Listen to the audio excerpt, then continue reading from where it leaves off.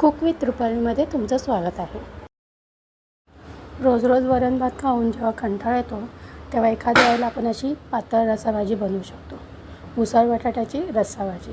ही भाजी आपण भातासोबतही खाऊ शकतो आणि पोळीसोबतही खाऊ शकतो. यासाठी लागणारे साहित्य आपण बघून घेऊ. रस्साभाजीसाठी आपल्याला वाटण लागेल. वाटण्यासाठी आपल्याला एक अर्धा वाटी ओला नारळ, 6-7 हिरव्या मिरच्या, अर्धा इंच अद्रकचा तुकडा, 2 चमचा सफेद डाळ, भाजलेली सफेद डाळ आणि 8-9 लसणाच्या पाकळ्या.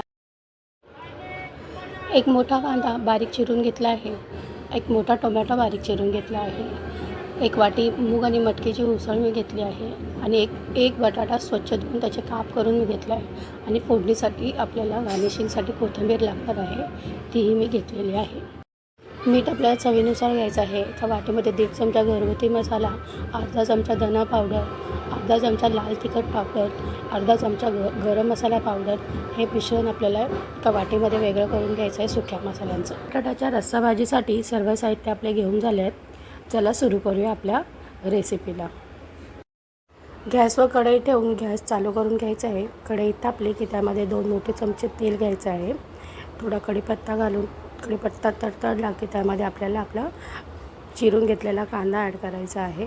कांद्याला चांगलं शिजून घ्यायचं आहे. एक ब्राऊन रंग त्याला येईपर्यंत आपल्याला परतून घ्यायचा आहे. कांदा परतला की त्यामध्ये आपल्याला टोमॅटो घालून तोही शिजवून घ्यायचा आहे.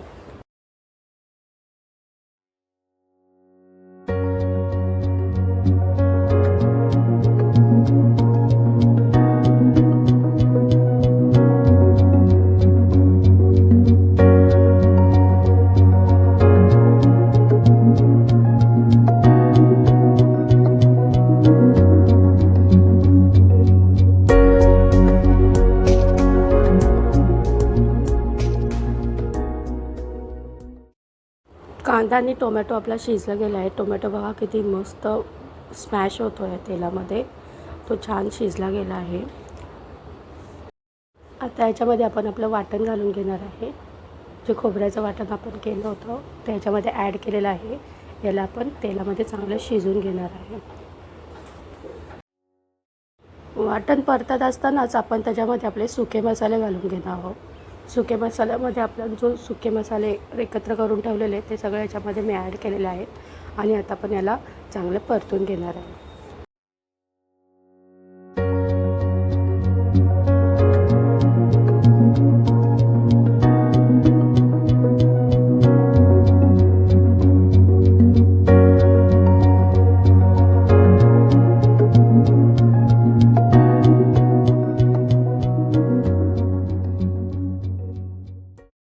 मसाला परतून झालेला आहे.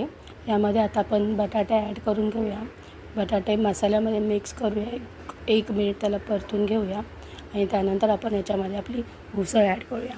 यामध्ये मी मूग आणि मटकीची उसळ वापरलेली आहे. तुम्हाला जी उसळ आवडते तुम्ही ती वापरू शकता. मूग आणि मटकीची उसळ खाल्ल्याने आपल्याला भरपूर प्रमाणात व्हिटॅमिन बीची कमतरताही आपल्या शरीरातली दूर होऊ शकते. तसेच ही कोलेस्ट्रॉलवरही नियंत्रण करते. उसळ मिक्स झालेली आहे. आपण त्याच्यामध्ये पाणी ॲड करून घेऊया. तुम्ही जेवढं पातळ रस्सा खाता त्या प्रमाणात तुम्ही पाणी ॲड करू शकता. तुम्हाला माझी रेसिपी कशी वाटली प्लीज मला कमेंटमध्ये नक्की सांगा. माझ्या चॅनलला लाईक करा, शेअर करा आणि सबस्क्राईब करा. मला जेवढा रस्सा हवा आहे तेवढं मी पाणी ॲड करून घेतलेलं आहे. वरतून थोडंसं मीठ मी घातलेलं आहे.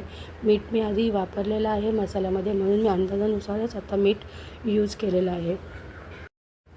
रश्श्याला आपल्याला उकळी येऊ द्यायची आहे आणि उकळी आल्याच्या नंतर याला आपण एक 10 मिनटं झाकून ठेवायचं आहे जेणेकरून आपली उसळ ही शिजली जाईल.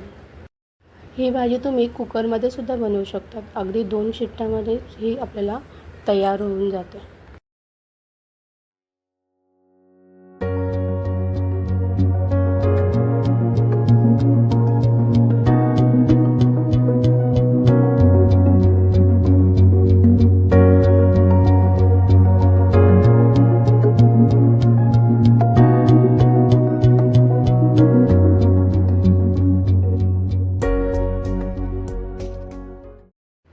दहा मिनटं झालेली आहेत. आपण बघूया आपली रस्सा भाजी कशी झाली आहे ते.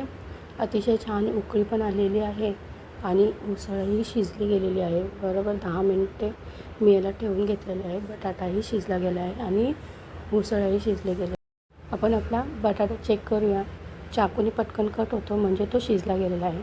1-2 मिनटं झाकून बंद याच्यावर झाकून ठेवून झाकण काढून आता आपण याच्यात कोथिंबीर घालून घेऊया. आपली रस्सा भाजी ही रेडी झालेली आहे सर्व करण्यासाठी. तुम्हाला भाजी कशी वाटली मला कमेंटमध्ये नक्की सांगा. तुमचा मूल्य वेळ देऊन तुम्ही माझी रेसिपी पाहिल्याबद्दल तुमच्या मनापासून आभार. रस्सा भाजी रेडी झालेली आहे. चला आपण आता याला सर्व करून घेऊया.